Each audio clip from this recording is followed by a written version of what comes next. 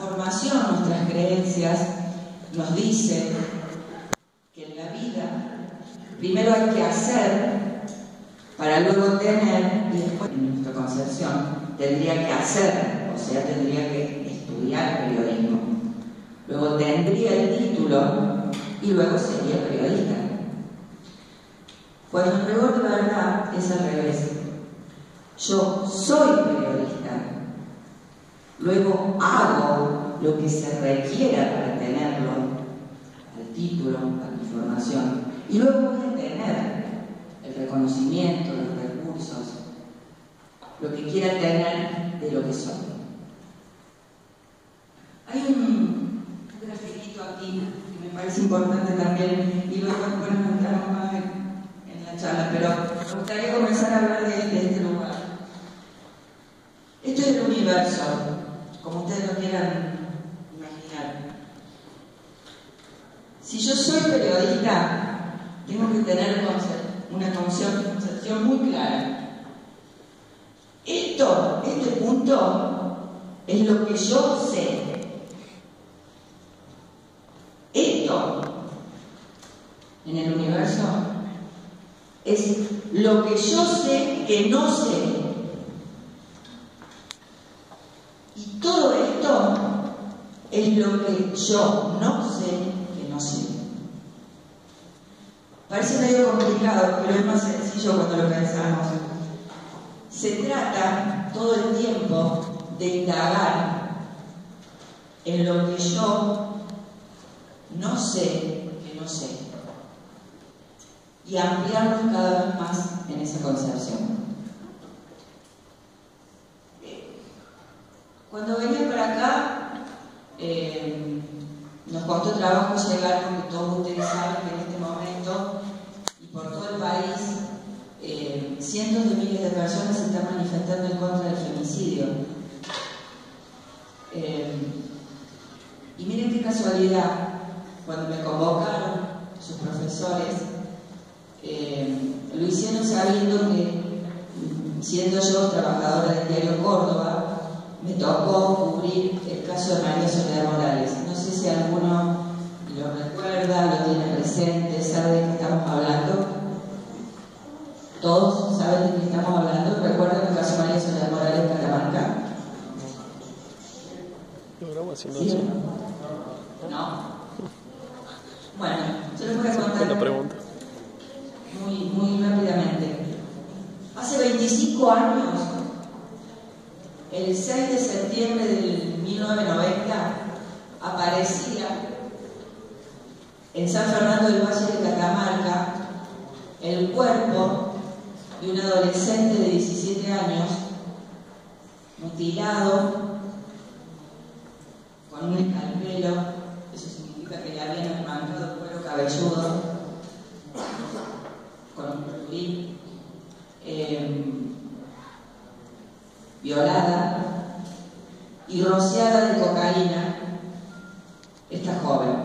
Esta joven se llamaba María Soledad Morales.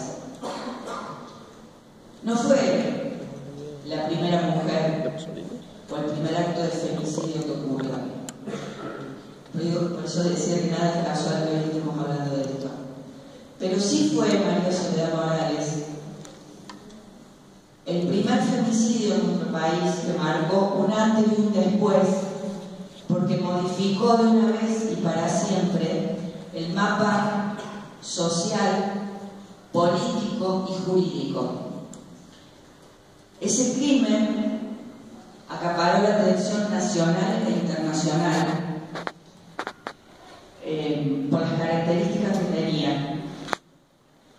Ocurrió en una ciudad muy pequeña, donde todo el mundo se conoce, donde las características por la violencia que tenía generó una morbosidad a la que lamentablemente estamos acostumbrados, pero que se iba exacerbando con el correr de los días y empezaron a aparecer sospechosos, testigos, y los principales sospechosos eran los hijos del poder. En ese momento Catamarca, que estaba gobernado por la dinastía Sara. A los pocos meses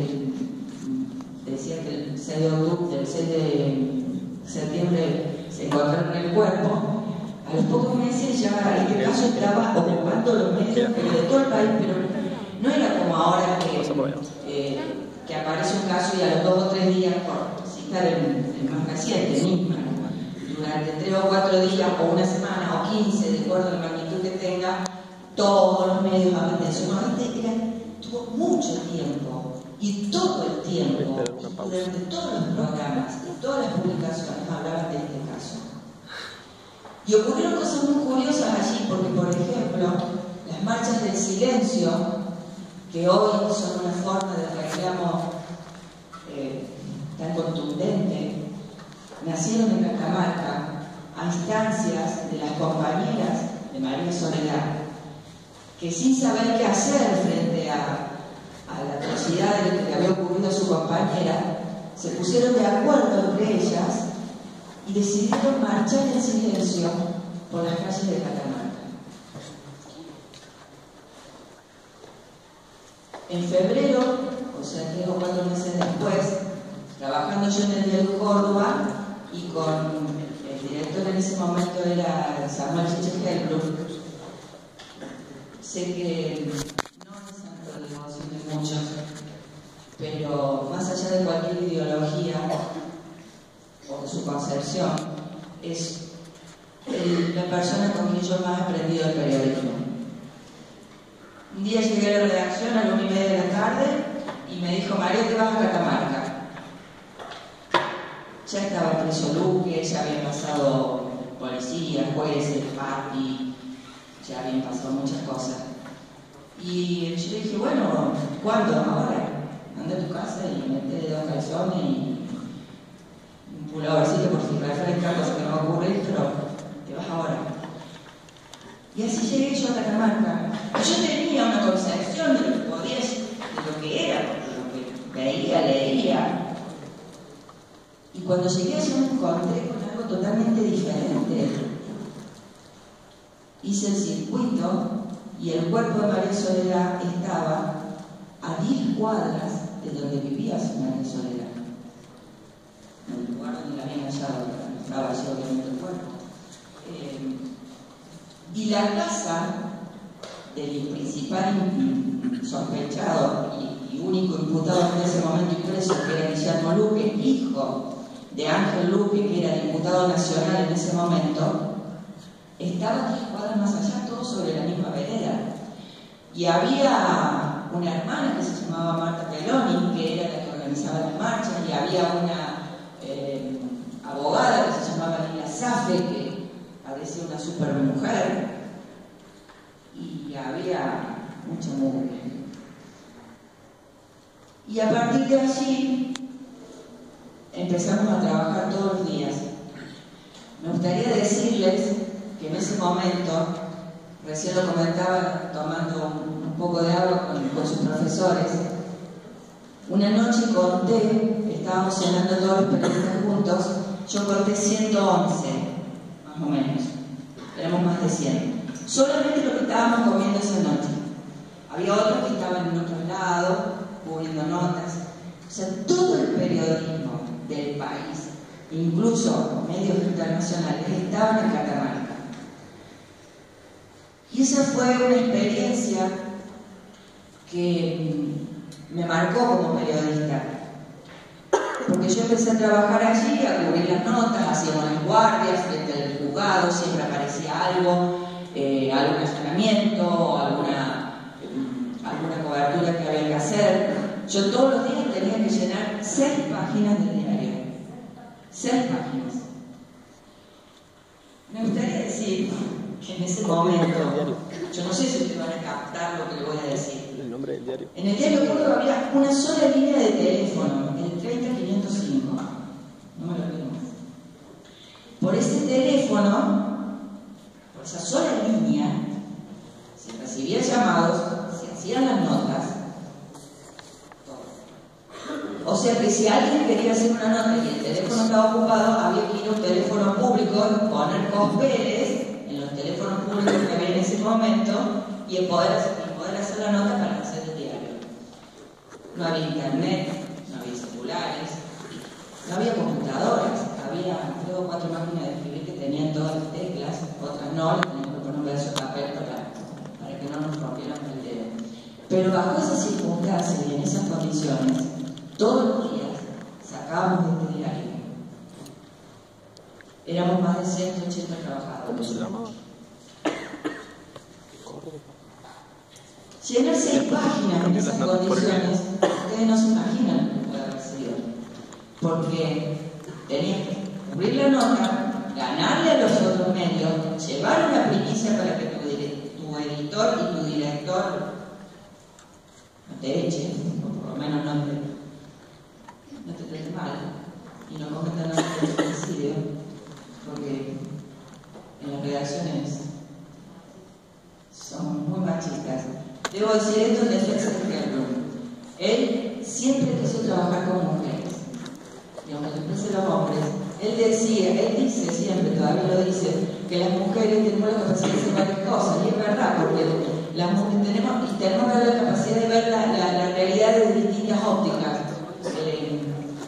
Las mujeres somos capaces de tener el celular así mientras revolvemos la paleta con este pie. Espera, me siento incómodo con ese comentario. Estamos hablando. Me incomodo eso. El hombre no es el caso, pero lo comento porque estamos hablando del acto de femicidio más atroz de los últimos 25 años que se cometió y que trajo consecuencias de charlas que estamos por tener o que estamos dando inicio. La cosa continuó así durante varios días, publicando distintas cosas. Por ejemplo, el día, ayúdame Miri que no veo, ¿qué fecha es esa? Está del otro lado. El 17 de marzo yo le hago una nota al padre de María Soledad en la tumba donde estaba María Soledad. Y él me dice, Morales acusa a Sadi, o sea, el gobernador en ese momento, de ser el encubridor del crimen de su hija. El miércoles 20,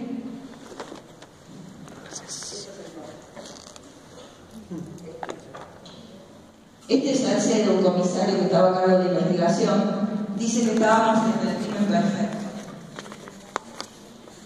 Y mientras tanto, la nota que buscábamos todos los periodistas era hablar con Ángel Luque, el padre de Guillermo Luque, que Ángel Luque era el diputado nacional y que tenía a su hijo preso.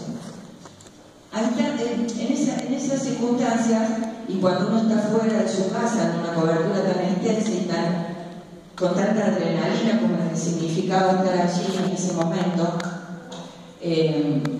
se hacían grupos. Entonces, por ejemplo, mi grupo, o sea, el diario Córdoba, estaba conformado por Fanny Mandelbach, que estaba en Telefe en ese momento, Daniel Ares, que estaba en la revista Noticias, no recuerdo ahora el nombre de Alejandro, el apellido de Alejandro, que estaba en la revista Gente, y era como que nos movíamos por grupo, ¿verdad? O sea, estaban los de TN por otro lado, bueno, en ese momento no era TN, era Canal 13, La Nación, o sea, distintos grupos, y nos íbamos pasando datos que nos podían servir. A lo mejor había algo que para Fanny Mandelbach no le servía porque no era televisivo, pero a mí sí me podía servir porque yo lo podía, entonces ella me daba el dato. Y yo comencé a hacer una gestión, porque la nota más buscada por todos, era con Ángel Luque. Y logro, finalmente, que Ángel Luque me reciba en su casa y me dé la entrevista. Fue el primer medio a que atendió. Me recibe en su casa, una tarde, se nos hizo muy larga la noche. Ángel Luque, el papá de Guillermo Luque, que estaba preso, acusado de crimen. Él me recibe esa noche en su casa, él y su esposa, que era de Preti, que era diputada, que está aquí en esta foto, y me da la entrevista, traje las fotos de la entrevista, después si quieren la van pasando y la pueden ver. Y el reportaje se publica en 2 ediciones. Exclusivo, habla Luque. Primera parte salió el sábado 30 de marzo y la segunda parte se publica el domingo 31. Lamentablemente no guardé ese archivo, se perdió, no lo tengo, pero está testificado por otras cosas, por otros medios. En el segundo reportaje, Ángel Luque me dice una frase que es la que le cuesta a él su cargo, su banco como diputado nacional. Él me dice, créame que si mi hijo hubiese sido el asesino, el cadáver de esa chica no aparecía nunca más. Justificando que su hijo no tenía nada que ver. Y yo lo publico. Y como se publicó en el diario Córdoba, que quiero decir que en ese momento se vendían 1500 ejemplares, aunque con esta idea de Herblum, que era escribir la novela de María Soledad Morales, llegamos, acá está Ortiz, la novela, no sé dónde está.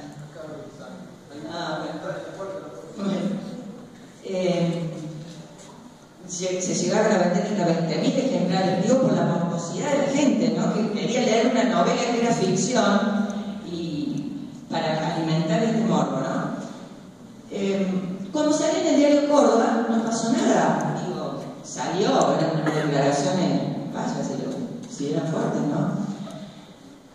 Y ocurrió que el día 8, yo lo publiqué el 31 de marzo, y el día 8 de abril, el periodista de Clarín que se llamaba Luis Diegues también consigue una entrevista con Luque y le dice la misma frase. Claro, una cosa que sale en Clarín y otra cosa que sale en el Córdoba. A partir de allí surgió un escándalo nacional que le costó la banca a Luque